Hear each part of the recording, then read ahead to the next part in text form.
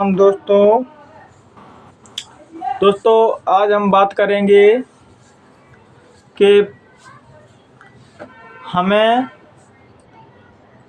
माया को कैसे समझना चाहिए।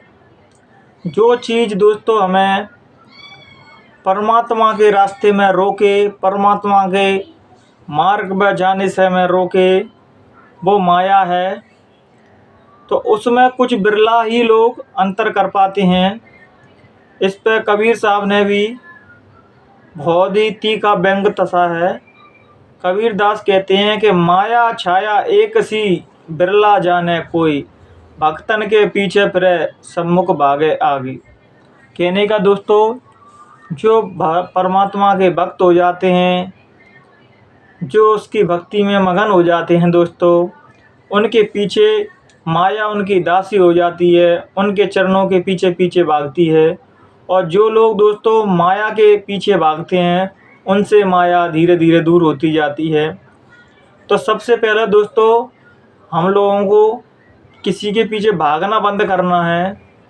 खुद को परमात्मा की भक्ति में इतना नील कर देना है कि परमात्मा स्वयं अपनी भक्ति से खिंचा हुआ चला आए। जब परमात्मा ही अपनी भक्ति से खिंचा हुआ आ जाएगा दोस्तों, तो ये सहज ही सारी चीज़ें, तो संसार की भौतिक चीज़ें तो अपने आप ही आ जाएंगी। लेकिन हमारी दौड़ सीधी भौतिकवाद की तरफ ही रहती है। भौतिकवाद को ही हम सब कुछ समझते हैं दोस्तों। इसलिए हम परमात्मा की अस्तित्व को, परमात्मा की शक्ति को समझ नहीं पाते, स्वीकार नहीं कर पाते। जब दोस्तों हमारे जीवन में मुसीबतें आती हैं, समस्याएं आती हैं, और हम सब जगह घूमने के बाद भी हमारी समस्या का निदान नहीं हो पाता, तभी लोग कह देते हैं अब तो ऊपर वाला ही वो सहारा है। तब दोस्तों हम परमात्मा पे बिलीव कर पाते हैं, विश्वास करवा पाते हैं। और जो विश्वास हमें परमात्मा में पहले ही हो जाता है, उनके तो जीवन दोस्तों बहुत सुधर जाता है।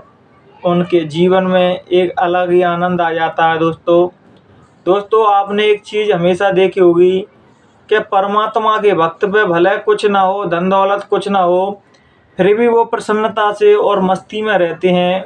उनका जीवन बहुत ही सुंदर तरीके से बीत रहा होता है। और संसारी लोगों के पास दोस्तों कुछ भी चीज़ हो संसार की, फिर भी वो उनके चेहरे पर उदासी छाई रहती है, तरह तरह की समस्याओं से घिरे हुए रहते हैं। परमात्मा के भक्त को दोस्तों समस्याएं पूरी तरह से दाब लें या ढक लें, फिर भी उस परम पिता परमात्मा का उसके अंदर से नूर दिखता है और वो टेंशन चिंता मुक्त रहता है दोस्तों। चिंता मुक्त है वो ही सच्ची परमात्मा की भक्ति कर रहा है।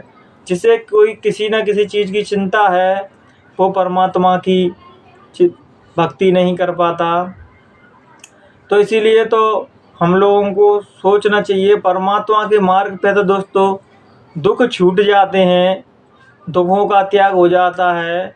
क्योंकि वास्तविकता जैसे बुद्ध कहते हैं कि सुख और दुख कुछ होता ही नहीं है।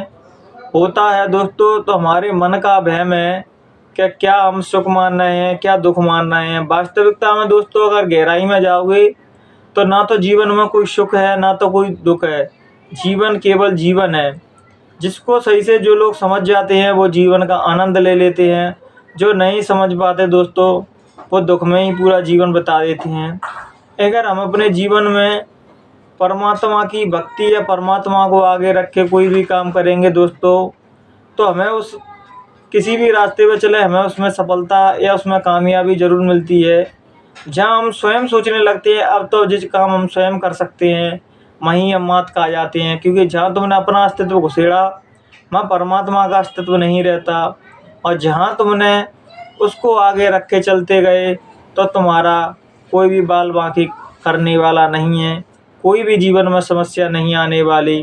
क्योंकि समस्याएं दोस्तों आती हैं दोस्तों, तो परमात्मा के भक्तों पे समस्या इसलिए आ जाती हैं क्योंकि परमात्मा उनका टेस्ट लेता है, क्या ये मेरी भक्ति को, मेरी दौलत को संभाल के रख पाएगा या नहीं। जब हम धीरे धीरे परिपक्व होने लगते हैं, तब हम उसकी सत्ता को स्वीकार कर पाते हैं। तो दोस्तों मैं एक गांव की आपको एक कहानी बताने जाऊंगा कि परमात्मा में हमारा विश्वास कैसा होना चाहिए। तो एक गांव में दोस्तों एक दो फकीर रहते थे। तो वो एक कुटिया में रहते थे। तो एक बार कुटिया में बैठे थे, दोनों लोग भजन कर रहे थे। तो आंधी आई, तो आधी कुटिया का जो ऊपर का घास रहता है वो उड़ गया और आधा बचा। तो एक फकीर कहता है, हे परमात्मा, हम तुम्हारा भजन करते हैं तब भी हमारी छत चली गई। और दूसरा जो फकीर था वो परमात्मा को धन्यवाद कर रहा था कि हे परमात्मा, तुमने आधी ही उड़ाई, आधी हमारी रहने के लिए बचा दी, जिससे हम अपना रात बसर कर सकते हैं। दोस्तों थोड़ी देर बाद आंधी और आई, तो वो आधी में से आधी भी उड़ गई, थोड़ी सी बची। उसमें दूसरा फकीर कहता है, हे परमात्मा, अब तो तुमने आधी कर दी, जो आधी थी उसमें से भी आधी उड़ा दी। जो दूसरा फकीर था वो कहता था, हे परमात्मा, तुमने कम से कम आधी में से तो आधी बचाई। तो दोस्तों थोड़ी देर बाद आंधी आती है, जो आधी में से आधी बची वो भी उड़ गई, छत पूरी चौपट सब काल, पूरा आसमान दिखने लगा। तो जो पहला फकीर था वो कह रहा, अब तो मुझे तुम्हारे अस्तित्व को, तुम्हारा होना ही अस्वीकार है, तुम हो ही नहीं है, परमात्मा नाम की कोई चीज़, कोई शक्ति ही नहीं है। और जो दूसरा फकीर था वो प्रसन्नता से नाच उठा कि हे परमात्मा, अब तुम्हारे दर्शन हमें, जैसे ही हम लेटेंगे तुम्हारे दर्शन हमें आकाश में होते रहेंगे और तुम्हारे सानिध्य में हम पूर्ण तरीके से रहेंगे। जो छत, जो दीवार बनी हुई थी वो भी उड़ गई। तो दोस्तों हमारी दृष्टिकोण बदलता है, वहीं परमात्मा प्रसन्न हो जाते हैं। इस कहानी से दोस्तों हमको सीख मिलती है, अगर परमात्मा की इबादत भक्ति करोगे और शिकायत करोगे तो हम उसकी अस्तित्व को समझ नहीं पाएंगे। और जो दूसरा फकीर था, कुछ भी होता रहा लेकिन उसने परमात्मा के अस्तित्व को स्वीकारा और उसकी श्रद्धा कभी डगमगाई नहीं। ऐसे ही दोस्तों जो भक्ति भजन करते हैं दोस्तों, उनको ही परमात्मा तराशता है। जब तक तराशे नहीं जाओगे तो हीरे की तरह नहीं चमकोगे। ऐसे ही दोस्तों बिलीव होता है परमात्मा में कि भक्त किसी भी मुसीबत में रहे लेकिन अपने परमात्मा, अपने आराध्य, अपने गुरु में श्रद्धा कभी नहीं छोड़ता। और जो छोड़ देते हैं दोस्तों वो भारी मुसीबतों में फंस जाते हैं। इसीलिए तो सभी वेद पुराण, जितने भी शास्त्र हैं, सभी ये कहते हैं कि विश्वास फलदायकम। अगर आप विश्वास है परमात्मा में तभी आपको कुछ फल मिलेगा, या तभी आप उसकी सत्ता को समझ पाएंगे। और हमारा विश्वास नहीं है तो सामने भी बैठा रहेगा तब भी हम उसको स्वीकार नहीं कर पाएंगे। तो जितने भी इस धरती पे महापुरुष आए, आपको क्या लगता है, क्या उनको जीवन में कोई संकट नहीं हुआ? क्या उनको जीवन में समस्या नहीं आई? उनके जीवन में दोस्तों ऐसी ऐसी समस्या आई, अगर आज हम जैसे लोग होते तो परमात्मा के अस्तित्व को मानते ही नहीं, छोड़ के भग जाते। लेकिन फिर भी उस अस्तित्व में वो टिके रहे। जैसे कबीर दास को लोगों ने कितना सताया, रविदास को कितना सताया, बुद्ध को कितना सताया, मीराबाई को कितना सताया दोस्तों, तुलसीदास जी को कितना सताया। जहाँ भी जितने भी धरती पर संत हुए हैं दोस्तों, उनको संसारी लोगों ने, संसार के लोगों ने बहुत सताया है। कि संसार के लोगों को दोस्तों हमेशा भक्तों से, संतों से हमेशा विरोध रहा है।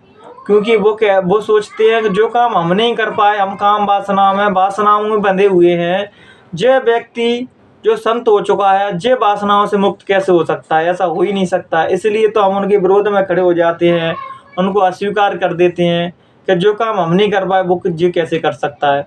और जब वो इस व्यक्ति हमारे संसार से, हमारे बीच से चले जाते हैं, फिर हम उनकी मूर्ति बना के और बहुत ही श्रद्धा से और दिया, अगरबत्ती, मालाएं चढ़ाते हैं दोस्तों। जब वो जिंदा रहते हैं तो हम ही सभी लोग उनके संग क्या व्यवहार करते हैं? क्या उनके अस्तित्व को स्वीकार लेते हैं?